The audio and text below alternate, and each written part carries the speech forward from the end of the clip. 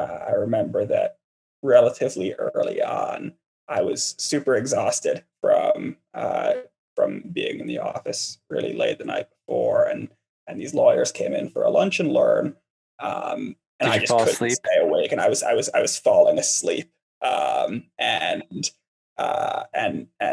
the intern staffer actually called me aside later that day and said like, "Oh, like saw you were falling asleep. Like that's not a great look." And I thought to myself, this was like 3 4 weeks into the internship, and I thought to myself that like there was no chance I was going to get a return offer or anything like that. I was super upset, but I think that was kind of the turning point where I realized that I needed to Sleep? take care of myself a little bit better, and ultimately was able to right the ship and get the return offer. Nice. So did you, and then when you were finishing your work at midnight or one, did you actually go home and get like 7 hours of sleep or something? Something like that, yeah.